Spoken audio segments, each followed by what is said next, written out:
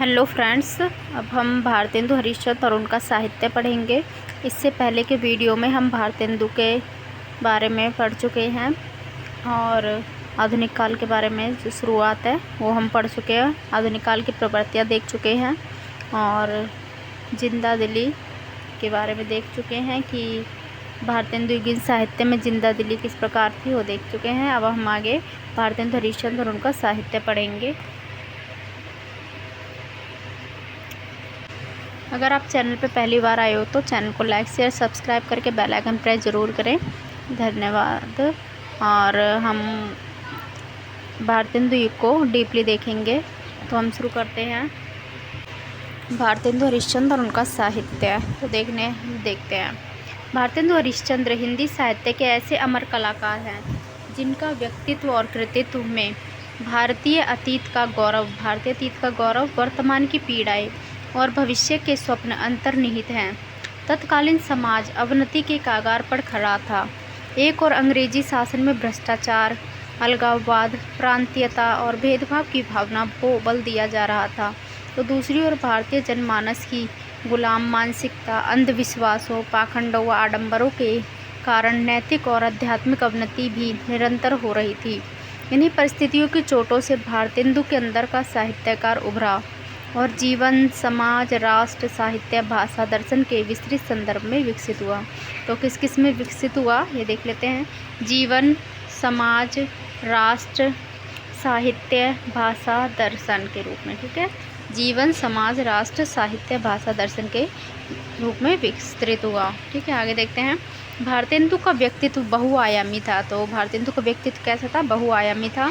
आधुनिक हिंदी साहित्य की सभी विधाओं के बीज इनके साहित्य में मिल जाते हैं। तो जितनी भी विधाओं की शुरुआत मानी जाती है वो किससे मानी जाती है? भारतेंदु युग से मानी जाती है ज़्यादातर। और भारतेंदु ने अधिक विधाओं में लिखना शुरू कर दिया था अपने युग में। तो उसमें क्या क्या विधाएं आती हैं ये देख लेते हैं। कविता, नाटक, निबंध, आलोचना और उपन्यास आदि क्षेत्रों में एक स्तंभ पुरुष की भूमिका का निर्वाह किया। तो किसने किया था? भारतेंदु ने किया था। किस किस में, किन किन विधाओं में किया था? तो कविता, नाटक, निबंध, आलोचना, उपन्यास, उन्होंने इन सभी विषयों पर लिखा था। देख लेते हैं। कवि भारतेंदु। कवि के रूप में भारतेंदु की रचनाओं में प्रेम मल्लिका, प्रेम सरोवर, प्रेम माधुरी, प्रेम प्रलाप, मधुकुल, प्रेम तरंग, फूलों का गुच्छा, वर्षा विनोद, विजय वल्लरी आदि प्रमुख हैं। इनमें भक्ति, श्रृंगार, राष्ट्रीयता, हास्य, व्यंग्य के साथ साथ प्रकृति चित्रण भी मिलता है।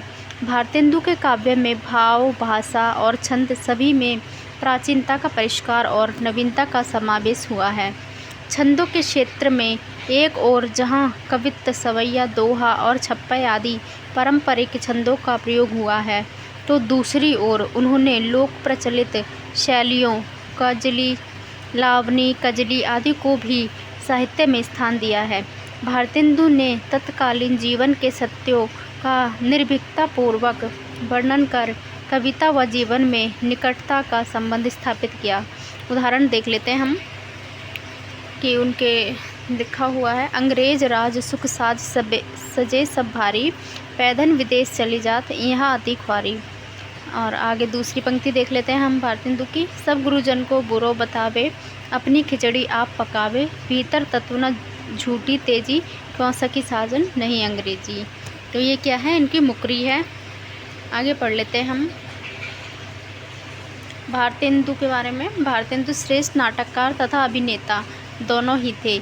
इन्होंने कुल 17 मौलिक एवं अनुदित नाटकों की रचना की। तो कितने नाटकों की रचना की थी? कुल मिलाकर अनुदित और जो मौलिक नाटक थे उनके कितने थे? कुल 17 नाटक थे। ठीक है, नाटकों की रचना कर हिंदी नाट्य साहित्य को समृद्ध किया। उसमें पौराणिक, ऐतिहासिक, राजनीतिक तथा सामाजिक कथानकों के आधार पर नाटकों की सृष्टि करके उन्होंने नाट्य साहित्य की अनेक संभावनाओं को जन्म दिया। आगे देखते हैं। चंद्रावली इनका नाटक है। सती प्रताप के कथानक पौराणिक है। तो चंद्रावली और सती प्रताप जो नाटक है इनका वो किसके कथानक कैसे हैं? पौराणिक है। नील देवी कैसा नाटक है? तो ऐतिहासिक नाटक है। भारत दूरदशा जो है काल्पनिक नाटक है। तो अंधेर नगरी और विशस्य विस्मोदकम, प्रेम योगिनी तथा वैदिक हिंसा न भवती आदि कैसे हैं? प्रहसनों में विभिन्न सामाजिक, ऐतिहासिक और पौराणिक संदर्भों को कच्चे माल के रूप में प्रयुक्त किया गया है। आगे देखते हैं अनुदित नाटकों में कौन कौन से नाटक आते हैं वो देख लेते हैं हम। रत्नावली, पाखंड विडंबन, धनंजय विजय, मुद्रा राक्षस, कर्पूर मंजरी सभी संस्कृत सेवा, दुर्लभ बंधु अंग्रेजी से उल्लेखनीय हैं। आगे पढ़ते हैं हम। भारतेंदु श्रेष्ठ नाटककार ही नहीं, श्रेष्ठ नाट्य चिंतक भी थे। उन्होंने अपने नाटक संबंधी विचारों को नाटक नामक निबंध में लिपिबद्ध किया। तो किस में किया था? नाटक नामक जो विचार थे उनके नाटक नामक निबंध में लिपिबद्ध किया था, जिससे हिंदी की सैद्धांतिक आलोचना का सूत्रपात हुआ। कौन सी आलोचना का सूत्रपात हुआ? तो सैद्धांतिक आलोचना। किसमें? तो नाटक नाम का जो इनका निबंध था उसमें हिंदी की सैद्धांतिक आलोचना का सूत्रपात हुआ। अनेक देसी विदेशी ग्रंथों का अध्ययन करके प्राचीन और नवीन नाट्य कलाओं का सम्मिश्रण करके भारतेंदु ने नाटक संबंधी विचारों को प्रतिपादित किया। उन्होंने नाट्य विषयों का विस्तार किया और नाटक को राष्ट्रीय उत्थान व सामाजिक संस्कार का माध्यम बनाया। जीवन के यथार्थ को नाटकों में अंकित करने के कारण उन्हें नाटक में यथार्थवाद का जन्मदाता माना जाता है। इस दृष्टि से अंधेर नगरी व भारत दुर्दशा उनकी नाट्य दृष्टि का सफल प्रतिपादन करते हैं। इन्होंने चरित्र चित्रण तथा पत्रानुकूल भाषा और संवाद की योजना करके नाट्य रचना में नए शिल्प का प्रयोग किया। आगे देख लेते हैं हम। भारतेंदु ने हिंदी में प्रहसन लिखने का सूत्रपात किया। तो जो हिंदी में प्रहसन लिखने का सूत्रपात किसने किया है? तो भारतेंदु जी ने किया। आगे देखते हैं। और अपने प्रयासों से प्रहसन कला को चरम उत्कर्ष पर पहुंचाया। इनके द्वारा मध्यम वर्गीय चेतना को अभिव्यक्ति देने की पहल भी भारतेंदु के द्वारा की गई। इन्होंने प्रहसन द्वारा भारत में व्याप्त अशिक्षा, सामाजिक कुरीतियाँ, अंधविश्वासों और पाखंडों इत्यादि पर करारा व्यंग्य किया है। तो किस किस पर भारतेंदु ने व्यंग्य किया था? अशिक्षा, शिक्षित नहीं थी, अशिक्षा थी, सामाजिक कुरीतियाँ थी, अंधविश्वासों और पाखंडों पर क्या किया था? भारतेंदु ने व्यंग्य किया था। भारत दुर्दशा में मद्यपान की प्रवृत्ति पर एक व्यंग्य इस प्रकार है। व्यंग्य इस प्रकार है। मधवा पीले पागल जीवन बीत्यो जात, बिनु मद जगत सार कछु नहीं मान हमारी बात। तो आगे हम देख लेते हैं कि भारतेंदु ने रंगमंच के विकास में भी महत्वपूर्ण योगदान दिया। वेश, वाणी, अभिनय के स्वरूप, पात्रों के आने और जाने की विधि, वाद्य यंत्रों के प्रयोग, पद्य और गीत के स्वाभाविक व्यवहार आदि पर गंभीरता से विचार करके भारतेंदु ने आदर्श रंगमंच की स्थापना की। आगे देख लेते हैं हम। भारतेंदु स्वयं अभिनेता थे। इस तरह भारतेंदु ने नाटक और रंगमंच का अभिन्न रिश्ता जोड़ने का सफल प्रयास किया। इन्होंने भारतीय रंगमंच को पारसी रंगमंच व पाश्चात्य रंगमंच के अति प्रभाव से मुक्त किया और समन्वयकारी मानसिकता से हिंदी रंगमंच की स्थापना की। संपादक के रूप में भारतेंदु को देख लेते हैं कि उन्होंने क्या क्या संपादन किया था।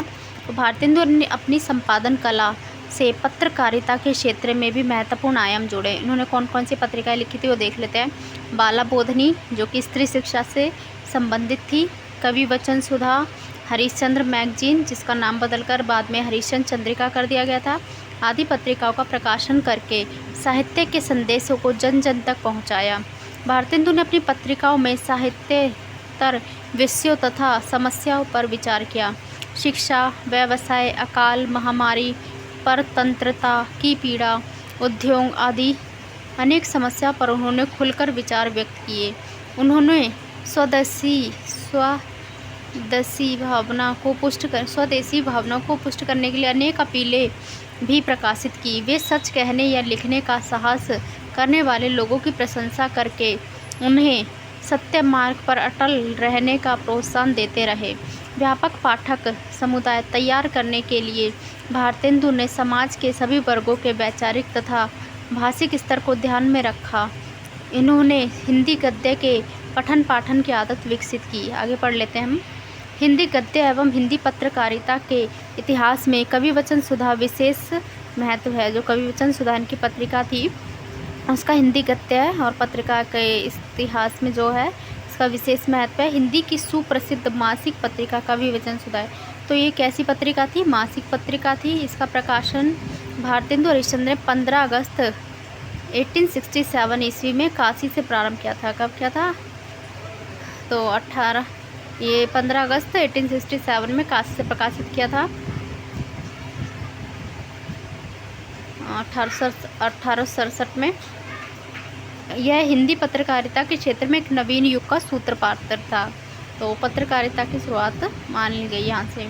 भारतेंदु हरिश्चंद्र ने कवि वचन सुधा के माध्यम से लोगों को हिंदी कविता की परंपरा से अवगत कराने का प्रयत्न किया करते हुए इसके प्रारंभिक अंकों में प्रसिद्ध कवियों की कविताओं का प्रकाशन किया। तो प्रारंभिक अंकों में क्या था कि जो प्रसिद्ध कवि थे उनका कविताओं का प्रकाशन किया उन्होंने कवि वचन सुधा में।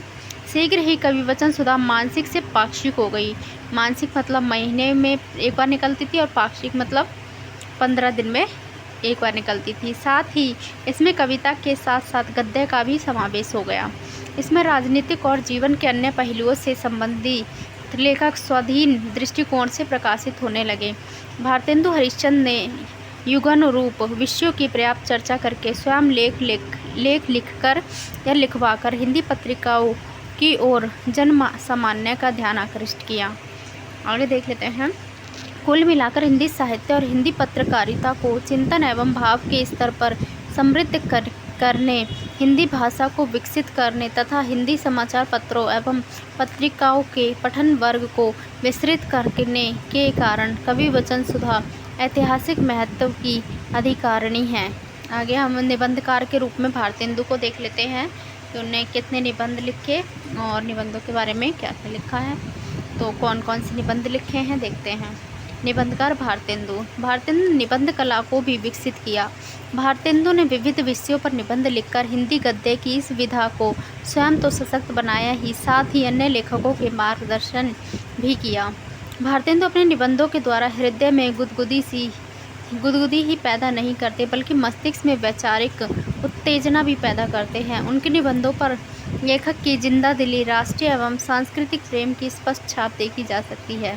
भारतवर्ष की उन्नति कैसे हो सकती है, ये एक निबंध है जो यूशनेट में भी लगा हुआ आप देख सकते हैं। स्वयं में विचार सभा का अधिवेशन, स्वर्ग में विचार सभा का अधिवेशन उनके प्रसिद्ध निबंध हैं। ये दोनों ही देख लो। अब भाषा के क्षेत्र में क्या योगदान रहा भारतेंदु जी का वो हम देखते हैं। तो भाषा के क्षेत्र में भारतेंदु ने सराहनीय कार्य किया। भारतेंदु ने पद्य में ब्रज तथा गद्य में खड़ी बोली का प्रयोग किया। तो भारतेंदु युग से कौन सी खड़ी बोली का हमारा प्रयोग होने लग गया था, लेकिन कविता के क्षेत्र में जो है ब्रज भाषा ही चल रही थी। उसको परिष्कृत रूप कब मिलेगा, हमें द्विवेदी युग में मिलेगा। ब्रज भाषा की जगह कविता भी खड़ी बोली में होने लगेगी। लेकिन जो भारतेंदु युग था वहाँ पे कविता ब्रज भाषा में हो रही थी और जो गद्य साहित्य लिखा जा रहा था वो खड़ी बोली में लिखा जा रहा था। तो आगे देख लेते हैं। वास्तविक आधुनिक हिंदी साहित्य में खड़ी बोली की प्रतिष्ठा इन्हीं के द्वारा हुई। इन्होंने पारंपरिक काव्य भाषा को दुरूह तथा दुर्बोध शब्दावली से मुक्त कर सरल एवं सहज शब्दों का प्रयोग व लोक प्रचलित मुहावरों लोकोक्तियों के प्रयोग से भाषा की सौंदर्य वृद्धि कर कविता की प्रभाव उत्पादकता को बढ़ाया। इससे कविता साहित्य जनसाधारण तक पहुंचा। एक तरफ उन्होंने उर्दू के प्रचलित शब्दों का प्रयोग किया तो दूसरी तरफ तत्सम तद्भव शब्दों का प्रयोग कर राजस्य प्रसाद तथा राजा लक्ष्मण सिंह के भाषिक प्रयोगों का सामंजस्य किया। 1873 ईस्वी में उन्होंने हरिश्चंद्र मैगजीन की शुरुआत की। कब की थी? 1873 ईस्वी में, जिसकी भाषा शैली नए प्रकार की थी। 1874 में कालचक्र भी इनके एक जर्नल में उन्होंने स्वयं घोषणा की थी कि हिंदी नए चाल में ढली। ये क्वेश्चन पूछा जाता है कि हिंदी नए चाल में ढली कहाँ पर बताया गया, तो कालचक्र के जो जर्नल था उसमें बताया गया 1874 में। आगे देखते हैं। उपन्यास के क्षेत्र में भारतेंदु का क्या योगदान था वो हम देख लेते हैं। उपन्यास विधा का विकास भी भारतेंदु युग में ही हुआ। भारतेंदु मंडल के एक प्रमुख रचनाकार श्रीनिवास दास के परीक्षा गुरु को हिंदी का प्रथम उपन्यास स्वीकार किया जाता है और ये इम्पोर्टेंट है, पूछा जाता है। तो किसका है प्रथम उपन्यास जिसे माना गया है, तो लाला श्रीनिवास दास का है, परीक्षा गुरु। ठीक है। भारतेंदु ने एक उपन्यास कुछ आप बीती कुछ जग बीती लिखने का प्रयास किया किंतु वह पूर्ण न हो सका। उन्होंने खेद व्यक्त किया कि हिंदी में नाटक की तरह उपन्यास नहीं लिखे जा रहे हैं। इसके अतिरिक्त उन्हें पूर्ण प्रकाश चंद्र प्रभा नामक उपन्यास का अनुवाद भी किया। आगे जो है हम भारतेंदु मंडल के कवियों को देख लेते हैं कि कौन कौन है और किस तरीके से भारतेंदु मंडल विकसित हुआ। भारतेंदु ने अपने स्वयं तो विभिन्न विधाओं में प्रचुर साहित्य रचा। अपने आकर्षक व्यक्तित्व से तत्कालीन अपने मित्रों को भी साहित्य सृजन करने के लिए प्रेरित किया। इसी समूह को भारतेंदु मंडल के नाम से जाना जाता है। ठीक है, इसमें शामिल साहित्यकारों में कौन कौन है देख लो। प्रताप नारायण मिश्र, बालकृष्ण भट्ट, बद्री नारायण चौधरी प्रेमघन, लाला श्रीनिवास दास, राधाचरण गोस्वामी, राधा कृष्णदास और अंबिका दत्त व्यास जो हैं प्रमुख थे। तो कौन कौन है एक बार मंडल के कवियों को दोबारा से देख लो। प्रताप नारायण मिश्र, बालकृष्ण भट्ट, बद्री नारायण चौधरी प्रेमघन, लाला श्रीनिवास दास, राधाचरण गोस्वामी, राधा कृष्णदास और अंबिका दत्त व्यास जो हैं प्रमुख थे, जिन्होंने हिंदी साहित्य की अनेक विधाओं में अपने अद्भुत कौशल का परिचय देकर हिंदी साहित्य के विकास में अमूल्य योगदान दिया। अब इनका हम मूल्यांकन पढ़ लेते हैं कि हिंदी साहित्य को मध्यकाल से आधुनिक काल में सफलतापूर्वक पहुंचाने की दृष्टि से भारतेंदु का महत्व अप्रतिम है। उनके इस योगदान को आचार्य हजारीप्रसाद द्विवेदी ने इन शब्दों में व्यक्त किया है। भारतेंदु का पूर्ववर्ती काव्य साहित्य संतों की कुटिया से निकलकर राजा और रईसों के दरबार में पहुंच गया था। तो ये किसका कथन है? हजारीप्रसाद द्विवेदी का कथन है भारतेंदु के बारे में कि भारतेंदु का जो पूर्ववर्ती काव्य साहित्य था वो संतों की कुटिया से निकलकर राजा और रईसों के दरबार में पहुंच गया था। उन्होंने एक तरफ तो काव्य को फिर से भक्ति की पवित्र मंदाकिनी में स्नान कराया और दूसरी तरफ उन्हें दरबारीपन से निकालकर लोक जीवन के आमने सामने खड़ा कर दिया। लगभग ऐसी ही बात डॉक्टर रामविलास शर्मा ने भी कही है। उनके शब्द हैं कि भारतेंदु युग का साहित्य जनवादी का अर्थ में है कि वह भारतीय समाज के पुराने ढांचे से संतुष्ट न रहकर उसमें सुधार भी चाहते हैं। वह केवल राजनीतिक स्वाधीनता का साहित्य न होकर मनुष्य की एकता, समानता और भाईचारे का भी साहित्य है। भारतेंदु स्वदेशी आंदोलन के ही अग्रदूत न थे, वे समाज सुधारकों में भी प्रमुख थे। स्त्री शिक्षा, विधवा विवाह, विदेश यात्रा आदि के वे समर्थक थे। ठीक है, तो अब हम भारतेंदु युग के जो प्रमुख लेखक हैं उनके बारे में पढ़ते हैं। इसमें कि पहले कौन से लेखक आते हैं? बालकृष्ण भट्ट व उनका साहित्य हम पढ़ लेते हैं। तो हिंदी प्रदीप जो इनकी पत्रिका है, पढ़ते हैं आगे। हिंदी प्रदीप के संपादक कौन है? बालकृष्ण भट्ट भारतेंदु मंडल के सबसे वरिष्ठ सदस्य हैं। ये भट्ट जी भारतेंदु युग तथा द्विवेदी युग को जोड़ने वाले ऐसे व्यक्ति थे जिन्होंने नाटक, उपन्यास, निबंध, आलोचना, पत्रकारिता, क्या क्या लिखा? नाटक, उपन्यास, निबंध, आलोचना, पत्रकारिता, पुस्तक समीक्षा आदि अनेक क्षेत्रों में एक साथ योगदान दिया, किंतु उनकी प्रतिभा मुख्यतः निबंधों में ही चमकी। तो किसके? बालकृष्ण भट्ट के निबंध इनके फेमस हुए थे।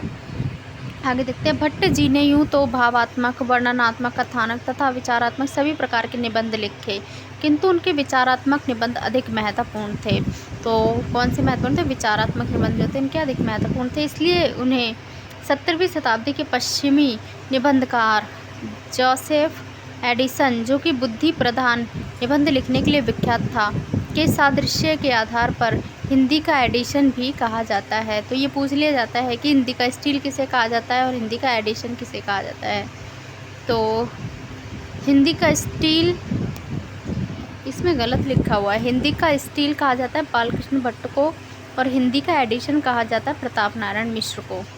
तो इसमें ये गलत दे रखा है। इनके निबंधों में उनके पांडित्य तथा लोक प्रचलित भाषा का अद्भुत समन्वय हुआ। भट्ट जी के प्रमुख निबंध कौन कौन से देख लो। चंद्रोदय, एक अनोखा स्वप्न, प्रेम के भाग का सैलानी, साहित्य जनसमूह के हृदय का विकास है। ठीक है, ये लिखा हुआ है, इनका निबंध है प्रमुख। भट्ट जी ने अनेक नाटकों का भी प्रणयन किया, जिनमें कलिराज की सभा, चंद्रसेन खेल, रेल का विकट खेल होगा यहाँ पे, बाल विवाह आदि प्रमुख हैं। भट्ट जी ने नूतन ब्रह्मचारी, 100 अजान एक सुजा, रहस्य कथा नामक उपन्यास भी लिखे। आगे पढ़ते हैं हम। आलोचना के क्षेत्र में भी भट्ट जी का महत्वपूर्ण योगदान है। भारतेंदु ने नाटक नामक निबंध के द्वारा सैद्धांतिक आलोचना की शुरुआत की थी। तो भट्ट जी ने हिंदी प्रदीप में लाला श्रीनिवास दास के नाटक संयोगिता स्वयंवर की सच्ची समालोचना नाम से व्यवहारिक आलोचना की, जिसे हिंदी साहित्य की पहली व्यवहारिक आलोचना माना जाता है। भट्ट जी ने कविताओं के स्थान पर गद्यात्मक लेखन को प्रधानता दी, किंतु कहीं कहीं इनके गद्यों में भी पद्यात्मकता आ गई। जैसे आज हम इस जून एक ऊन दो के ऊपर शून्य वाली संख्या में प्रवेश कर रहे हैं। आगे पढ़ लेते हैं हम। भट्ट जी का भाषा संबंधी दृष्टिकोण भी गौर करने के लायक है। वे भाषाई शुद्धता के समर्थक नहीं थे। उनका मानना था कि भाषा का विकास विभिन्न भाषाओं के शब्दों के आदान प्रदान से ही होता है। उनका प्रसिद्ध कथन है कि बहुत से लोगों का मत है कि हम लिखने पढ़ने की भाषा से यवनिक शब्दों को बीन बीन कर अलग करते रहें। कलकत्ता और बम्बई के कुछ पत्र ऐसा करने का कुछ यत्न भी कर रहे हैं, किंतु आगे देखते हैं हम। ऐसा करने से हमारी हिंदी बढ़ेगी नहीं, वरन दिन पर दिन संकुचित होती जाएगी। भाषा के विस्तार का सदा यह क्रम रहा है कि किसी भी देश के शब्दों को हम अपनी भाषा में मिलाते जाएं और उसे अपना करते रहें। तो आगे देखते हैं। हिंदी गद्य एवं हिंदी पत्रकारिता के इतिहास में हिंदी प्रदीप का विशेष महत्व है। भारतेंदु युग के महत्वपूर्ण रचनाकार बालकृष्ण भट्ट के संपादक तत्व में 1877 ईस्वी में प्रकाशित होने वाला हिंदी प्रदीप भारतेंदु हरिश्चंद्र की पत्रिका कवि वचन सुधा के बाद उस युग में सर्वाधिक ख्याति प्राप्त करने वाला पत्र था। और हिंदी प्रदीप की जो प्रकाशन वर्ष 1877 है, और ये कवि वचन सुधा के बाद कौन सा था, सबसे प्रमुख था हिंदी प्रदीप। आगे देख लेते हैं हम। इस पत्र ने हिंदी पत्रकारिता को एक नई दिशा देने का काम किया। आगे बढ़ते हैं। तेजस्वी एवं निर्भीक राष्ट्रीयता हिंदी प्रदीप का मुख्य स्वर था। क्या था? तेजस्वी एवं निर्भीक राष्ट्रीयता। तेजस्वी एवं निर्भीक राष्ट्रीयता। तेजस्वी एवं निर्भीक राष्ट्रीयता हिंदी प्रदीप का मुख्य स्वर था। इसमें सामाजिक एवं राष्ट्रीय समस्याओं पर विचार का प्रकाशन नियमित रूप से होता रहा। ठीक है, आगे देख लेते हैं हम। हिंदी प्रदीप में नाटक, उपन्यास, निबंध, समाचार सभी का प्रकाशन होता था। इस पत्रिका के माध्यम से पुरुषोत्तम दास टंडन, पंडित माधव शुक्ल, श्रीधर पाठक आदि कई लेखकों का अभ्युदय हुआ। इस पत्रिका के माध्यम से व्यंग्य, विनोद मिश्रित हिंदी की एक गतिशील शैली का प्रणयन हुआ।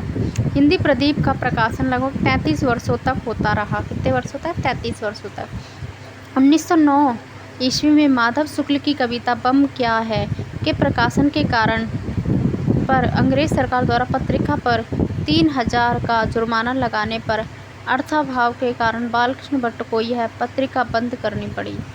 आर्थिक अभाव के कारण जो है उन्होंने अपनी पत्रिका को बंद कर दिया था। आगे देखते हैं हम। कुल मिलाकर हिंदी प्रदीप का प्रकाशन पत्रिका की दृष्टि से हिंदी साहित्य इतिहास की क्रांतिकारी घटना थी। तो कैसी घटना थी? क्रांतिकारी घटना थी। हिंदी प्रदीप का जो पत्रकारिता का इतिहास है वो साहित्य के लिए क्रांतिकारी घटना थी। इस मासिक पत्र ने पत्रकारिता को नवीन दिशा दी। ठीक है, नवीन दिशा प्रदान की। आगे कुल मिलाकर भट्ट जी ने आधुनिक काल के हिंदी साहित्य का बहुविध संवर्धन किया। उनके निबंधों की सीमा यह है कि उनमें वह सुघड़ता व वैचारिकता नहीं है जो आगे चलकर शुक्ल जी के निबंधों में मिलती है। इस प्रकार आलोचना के क्षेत्र में भी उनका कार्य महज एक शुरुआती प्रयास ही माना जा सकता है। फिर भी नवजागरण कालीन संक्रमण के दौर में हिंदी साहित्य में गद्य की विविध विधाओं के प्रवर्तक तथा विकास में योगदान के लिए इनका प्रयास सराहनीय माना जाता है। आगे हम देख लेते हैं प्रताप नारायण मिश्र व उनका साहित्य।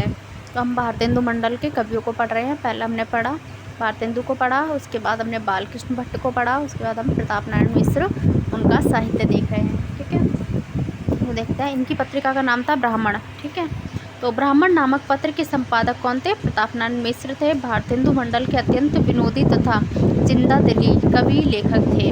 उनका यह मनमौजीपन उनकी रचनाओं विशेषतः निबंधों में दिखाई पड़ता है। इन्होंने व्यंग्य निबंध लिखे हैं, हास्यात्मक निबंध लिखे हैं, वो देख लेना भी लिखेंगे, नाक भौन ऐसे करके इन्होंने लिखे हुए हैं। तो भारतेंदु तथा बालकृष्ण भट्ट आदि की तरह पांडित्य की बजाय इनका झुकाव लोक जीवन की ओर अधिक था। उन्होंने भी भारतेंदु मंडल के अन्य सदस्यों की भांति कविता के साथ ही निबंध तथा नाटक आदि गद्य विधाओं में भी रचनाएं की है। इन्होंने गद्य की तुलना में पद्य की रचना अधिक की। इनके प्रमुख कविता संग्रह कौन कौन से देख लेते हैं। प्रताप लहरी, प्रेम पुष्पावली, मन की लहर। आगे देखते हैं हम, मन की लहर के बाद है लोकोक्ति शतक, श्रृंगार विलास। ये समस्या पूर्ति और पुराने ढंग की श्रृंगारी कविता करने में बहुत कुशल थे। आगे हैं कानपुर के रसिक समाज में ये बड़े उत्साह से अपनी पूर्तियाँ सुनाया करते थे। लावनीबाजों के बीच बैठकर ये लावनी बनाकर भी गाया करते थे। इन्होंने देश दशा पर आंसू बहाने के अतिरिक्त बुढ़ापा, गोरक्षा आदि विषय पर भी कविता के लिए चुने। ऐसी कविताओं में विचार, भाव एवं व्यंग्य तीनों सम्मिलित हैं। इनकी विशेषता वास्तव में हास्य विनोदपूर्ण रचनाओं में ही दिखाई पड़ती है। इनकी हर गंगा, बुढ़ापा इत्यादि कविताएं बड़ी ही विनोदपूर्ण और मनोरंजक हैं। सामाजिक यथार्थ पर व्यंग्य करती हुई उनकी एक कविता की पंक्ति इस प्रकार है, हम पढ़ लेते हैं। जो व्यंग्य पंक्ति है इनकी, पढ़ी कमाए किन्हों कहाँ, हरे न देश कलेश, जैसे कंता घर रहे तैसे रहे विदेश। ये इनकी पंक्ति है। आगे बढ़ते हैं। हास्य, व्यंग्य तथा व्यंजना पक्ष पर बल मिश्र जी की कविता की प्रमुख विशेषता है। प्रेमघन की भांति इन्होंने भी लावनी शैली में अनेक कविताएं लिखी। इनकी भी कविता की भाषा ब्रज भाषा ही है। आगे पढ़ते हैं। मिश्र जी ने कविता के साथ ही गद्य की विभिन्न विधाओं में भी रचनाएं की। इनमें निबंध प्रमुख है। मिश्र जी की भावुकता तथा जिंदा दिली मुख्य रूप से उनके भाव परक निबंधों में प्रकट हुई। तो जो ये मिश्र जी हैं, हमारे प्रताप नारायण मिश्र जी, इनके जो निबंध थे किस प्रकार के थे, भाव परक निबंध थे। ठीक है, इसलिए इन्हें 17वीं शताब्दी के पश्चिमी निबंधकारों रिचर्ड स्टील नहीं, इन्हें एडिसन कहा गया, जबकि बालकृष्ण भट्ट को स्टील कहा गया है, जो भाव प्रधान निबंध लिखने के लिए विख्यात थे। के सादृश्य आधार पर हिंदी का स्टील नहीं, एडिशन कहा गया है।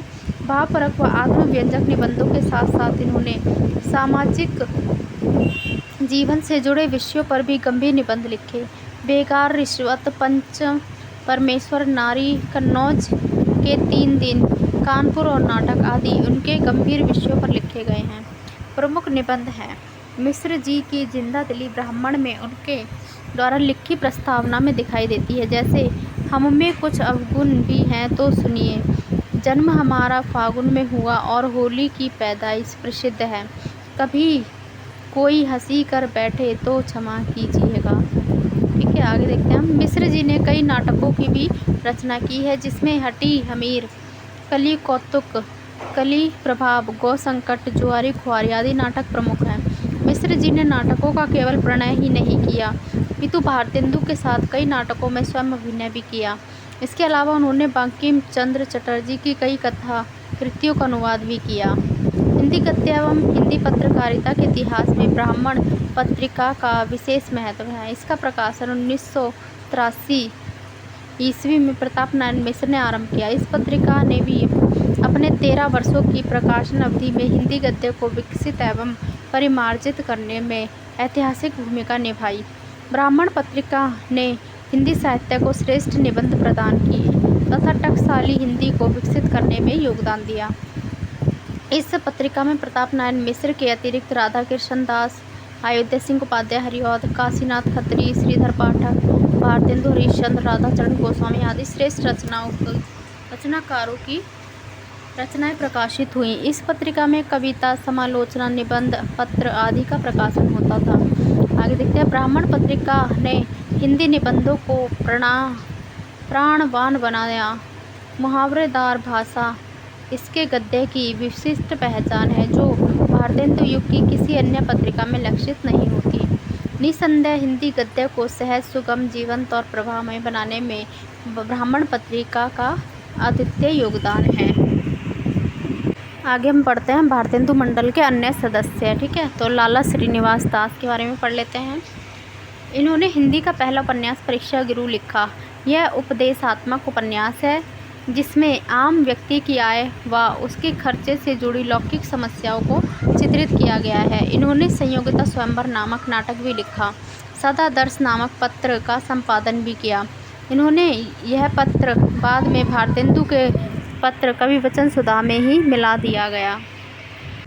आगे हम पढ़ते हैं चौधरी बद्री नारायण प्रेमघन के बारे में। इन्होंने आनंद कादंबरी नामक पत्रिका निकाली थी और नागरी नीरद, ये दोनों इनके पत्र थे, आनंद कादंबरी तथा नागरी नीरद। पत्रों का संपादन किया तथा इनके माध्यम से समालोचना का आरंभ किया। नाट्य लेखन में इनकी रुचि रही।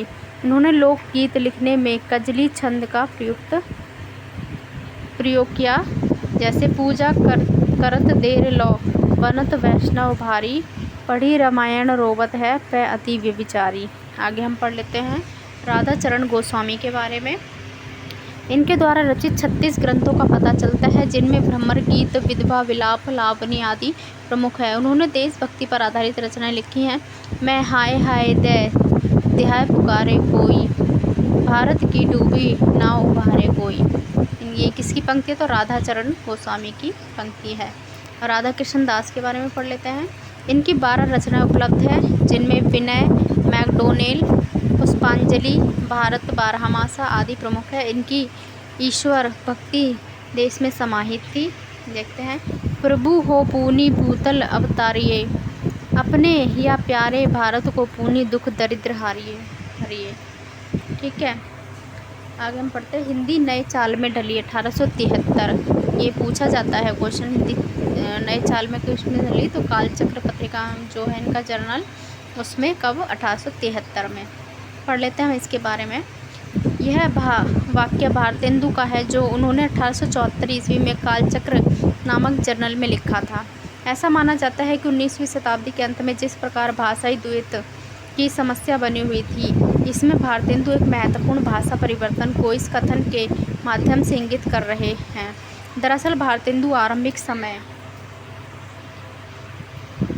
में बाला बोधनी और कवि वचन सुधा नामक पत्रिकाएं निकाल चुके थे, किंतु 1873 ईस्वी में उन्होंने अपने संपादकीय जीवन की सबसे महत्वपूर्ण पत्रिका हरिश्चंद्र मैगजीन की शुरुआत की, जो आगे चलकर हरिश्चंद्र चंद्रिका के नाम से जानी जाती है। भारतेंदु की मान्यता है कि कवि वचन सुधा में जिस प्रकार की खड़ी बोली हिंदी का प्रयोग किया जा रहा था, वह पुरानी चाल की थी, जबकि हरिश्चंद्र मैगजीन के माध्यम से हिंदी भाषा नए रूप में उभरी। तो जो पहले प्रयोग किया जाता वो कैसी थी? पुरानी चाल की थी। और हरिश्चंद्र मैगजीन जो उनकी पत्रिका आई थी, उसके हिसाब से कौन सी थी? तो हिंदी भाषा नए रूप में उभरी, जिसे नई चाल में ढली कहा जाता है। हिंदी भाषा नई चाल का अर्थ है दरअसल नई शैली से। हर भाषा की कई शैलियाँ होती हैं। तत्कालीन हिंदी की 2 शैलियाँ प्रमुख थी। एक वह जिसका प्रयोग राजा लक्ष्मण सिंह जैसे साहित्यकार कर रहे थे। कौन? तो राजा लक्ष्मण सिंह जैसे साहित्यकार कर रहे थे। और दूसरी वह जिसका प्रयोग राजा शिव प्रसाद सितारे हिंद और लेखकों ने किया। पहली शैली को संस्कृत निष्ठ शैली कहा जा सकता है। तो लक्ष्मण सिंह लेखक जो उनकी जैसी भाषा शैली को अपना रहे थे, और शिव प्रसाद सितारे हिंदी की जो थी वो कैसी थी? जबकि दूसरी शैली को फारसी निष्ठ शैली कहा जा सकता है, इसमें फारसी का मिलावट था। आगे देख लेते हैं, कवि वचन सुधा तक भारतेंदु की शैली में कुछ तत्व समीपन और कुछ देसीपन अधिक था, किंतु हरिश्चंद्र मैगजीन में उन्होंने उस शैली का प्रयोग किया जिसे हिंदुस्तानी कह सकते हैं, या जिसका प्रयोग हम हिंदुस्तानी लोग करते हैं। आगे, हिंदी के नए चाल में ढलने का सिर्फ इतना मतलब नहीं था, इसमें यह भी निहित था कि हिंदी भाषा का प्रयोग अब नवजागरण से संबंधित विषयों में अधिक होगा। रीतिवादी विषयों पर उसका प्रयोग करने से बचा जाएगा। आगे देख लेते हैं हम। आचार्य रामचंद्र शुक्ल ने भी भारतेंदु के भाषा संबंधी प्रयोग की प्रशंसा की। उनके अंतिम दौर की भाषा के संबंध में शुक्ल जी ने कहा है कि जब भारतेंदु अपनी मंजी हुई परिष्कृत भाषा सामने लाए, तो हिंदी बोलने वालों जनता को गद्य के लिए खड़ी बोली का प्राकृत साहित्यिक रूप मिल गया और भाषा के स्वरूप का प्रश्न ना रह गया। भाषा का स्वरूप स्थिर हो गया। आगे, दूसरी तरफ डॉक्टर रामविलास शर्मा ने भारतेंदु के इस दावे को खारिज किया। वे लिखते हैं कि 1873 के बाद हिंदी नए चाल में नहीं ढली, यह कार्य बहुत पहले संपन्न हो चुका था। 1857 के आसपास राजा शिव प्रसाद सितारे हिंद जैसे हिंदी लिख रहे थे, उसी को भारतेंदु ने अपनाया। तो 1857 के बाद आसपास जो था, राजा शिव प्रसाद सितारे जो हिंदी लिख रहे थे, उसी को किसने अपनाया था? भारतेंदु जी ने अपनाया था। आगे हम देख लेते हैं कि स्पष्ट है कि हिंदुस्तानी शैली का प्रवर्तन भारतेंदु ने नहीं किया। हालांकि उसके विकास में उनका महत्वपूर्ण भूमिका अवश्य रही। डॉक्टर बच्चन सिंह ने कहा है कि राजा शिव प्रसाद सितारे हिंद की जो शैली थी टकसली किस्म की थी। भारतेंदु ने उसी भाषा को लोक उपयोगी तथा जिंदा दिली की भाषा के रूप में रूपांतरित कर दिया। यही शैली आगे चलकर प्रेमचंद और उपेंद्रनाथ की परंपरा में समृद्ध होती गई। ठीक है, आगे देख लेते हैं हम। तो नवजागरण की अवधारणा क्या है। ठीक है, ये हम पढ़ते हैं कि नवजागरण की शुरुआत कैसे हुई और नवजागरण के बारे में जो भी तथ्य हैं वो हम देखते हैं। तो 19वीं शताब्दी में भारतीय समाज संक्रमण के जिस तीव्र दौर से गुजरा उसे कुछ चिंतक जो है पुनर्जागरण कहते हैं, कुछ पुनरुत्थान तो कुछ अन्य नवजागरण। ये सभी शब्द इतिहास के प्रति विशेष दृष्टिकोण को प्रकट करते हैं। आगे हम देख लेते हैं पुनरुत्थान, पुनर्जागरण तथा नवजागरण में अंतर। ठीक है, तो पुनरुत्थान क्या है इसके बारे में हम देखते हैं। पहले पुनरुत्थान मतलब पुण्य तथा उत्थान से मिलकर बना है। इसका तात्पर्य है फिर उठ खड़े होना।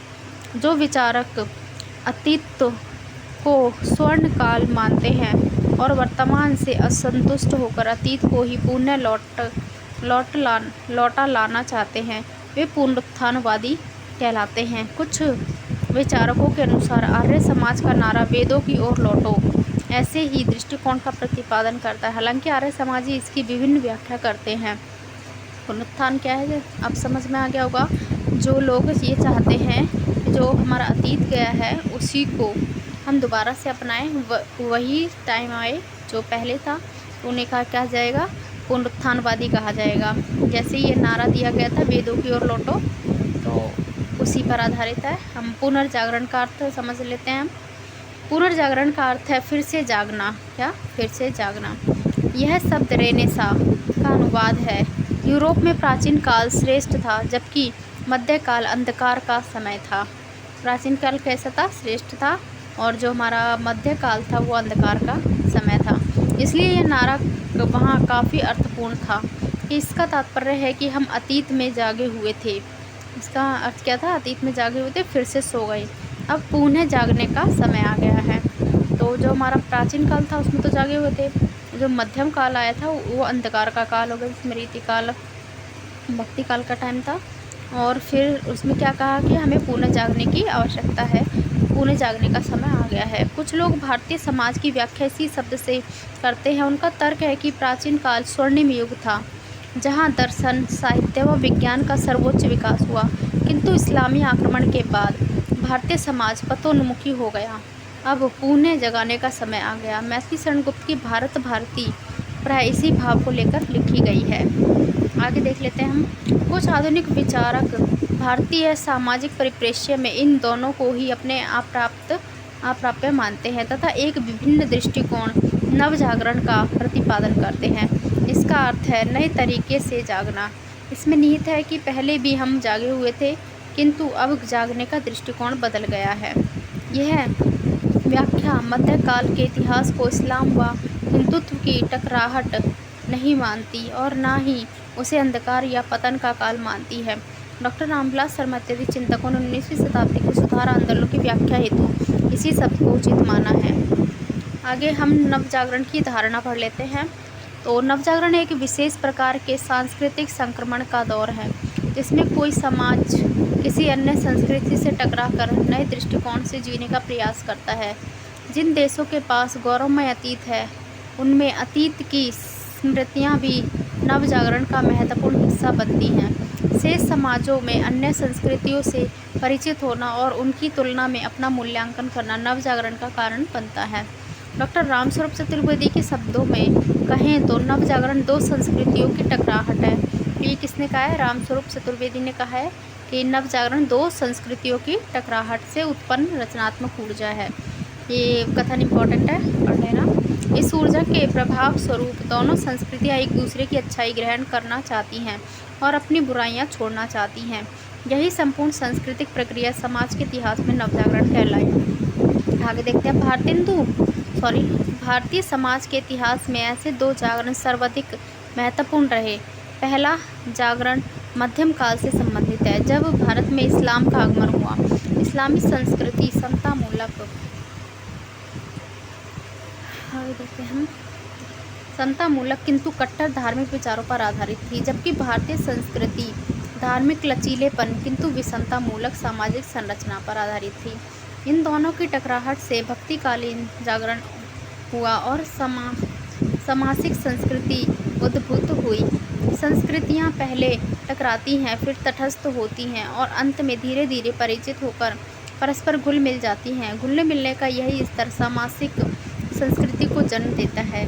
19वीं शताब्दी का नवजागरण हिंदी साहित्य के इतिहास का दूसरा जागरण है, जिसमें एक ओर भारतीय सामासिक संस्कृति तो दूसरी ओर पश्चिमी संस्कृति। इस समय भारतीय संस्कृति अध्यात्म प्रधान व मध्यकालीन दौर से गुजर रही थी, जबकि पाश्चात्य संस्कृति वैज्ञानिक तथा मशीनी क्रांति के आधार पर भौतिकवाद तथा पूंजीवाद का प्रतिनिधित्व कर रही थी। उसका आध्यात्मिक पक्ष तुलनात्मक रूप से कमजोर था। उसके पास वैज्ञानिक तार्किक शिक्षा थी, इहलौकिक मानसिकता थी, समानता, स्वतंत्रता, न्याय व बंधुत्व के आधुनिक आदर्श थे, जो तत्कालीन भारतीय समाज के लिए अनर्जित थे। इन दोनों की टकराहट से भारतीय संस्कृति ने आधुनिक शिक्षा व भौतिकता सीखी, तो पाश्चात्य संस्कृति यहाँ के अध्यात्म से प्रभावित हुई। अब देख लेते हैं साहित्य में नवजागरण की अभिव्यक्ति। ठीक है, तो हिंदी साहित्य में नवजागरण की चेतना कुछ विशेष रूपों में दिखाई पड़ती है। इस प्रकार है वो। पहला, आत्म मूल्यांकन का भाव। नवजागरण का केंद्रीय भाव है क्या? आत्म मूल्यांकन का भाव। क्योंकि दूसरी संस्कृति से परिचित होने पर समाज उसकी तुलना में आत्म मूल्यांकन करता है। इसके साथ साथ आत्म आलोचना तथा आत्म परिष्कार जैसी मानसिकता भी नवजागरण में अनिवार्यतः पनपती है, क्योंकि अपनी कमियों को पहचान कर उन पर चोट करना तथा कुछ नई चीज़ें सीखना इस स्थिति में स्वाभाविक होता है। आगे है सेकंड नंबर, अपने अतीत के प्रति रोमानी बोध भी नवजागरण में सामान्यतः दिखता है, क्योंकि समाज को रचनात्मक प्रेरणा देने के लिए ऐतिहासिक या मिथ्यक प्रसंग बेहद कारगर भूमिका निभाते हैं। यहाँ इतिहास तटस्थ रूप में नहीं आता, बल्कि एक आदर्श तथा रोमानियत भरे रूप में प्रयुक्त होता है। जो संस्कृति हमारे समक्ष उपस्थित है, हम थर्ड पॉइंट पढ़ रहे हैं, जो संस्कृति हमारे समक्ष उपस्थित है उसके सकारात्मक तत्वों को ग्रहण करने की चेतना नवजागरण में काफ़ी प्रमुख होती है। 19वीं सदी के नवजागरण में यूरोपीय संस्कृति के जिन तत्वों का प्रभाव दिखता है वे हैं वैज्ञानिक तार्किक शिक्षा, आधुनिक व इहलौकवादी दृष्टिकोण, समानता, स्वतंत्रता, न्याय व बंधुत्व जैसे सामाजिक राजनीतिक आदर्श इत्यादि। जहाँ जहाँ साहित्य में ये तत्व नज़र आते हैं वे सभी बिंदु नवजागरण के प्रभाव के रूप में देखे जाते हैं। अब हमारा आगे हम क्या है, तो द्विवेदी युग को पढ़ेंगे। ये हमारा भारतीय हिंदू युग कंप्लीट हो गया है। आप ऐसे ही और वीडियोस पाने के लिए चैनल को लाइक शेयर सब्सक्राइब करके बेल आइकन प्रेस ज़रूर करें। और आपको चैनल पे शॉर्ट वीडियो, लॉन्ग वीडियोस और प्लेलिस्ट मिल जाएगी, वो आप देख सकते हैं। ये TGT, PGT, net, JRF, PhD entrance और हिंदी साहित्य से रिलेटेड जितने भी कॉम्पिटिटिव एग्ज़ाम्स हैं, ये तो आईएएस के लिए भी इम्पॉर्टेंट है, दृष्टि की पुस्तक है, आप देख सकते हैं। आईएएस के एग्ज़ाम्स के लिए इम्पॉर्टेंट है और भी यूपीएससी के जो भी एग्ज़ाम्स हैं उनके लिए भी इम्पॉर्टेंट है। तो ऐसे ही और वीडियोस पाने के लिए आप चैनल को लाइक से सब्सक्राइब करके बेल आइकन प्रेस ज़रूर करें, ताकि सभी वीडियोस आपके पास टाइम से पहले पहुंच जाएं, टाइम पर पहुंच जाएं। धन्यवाद।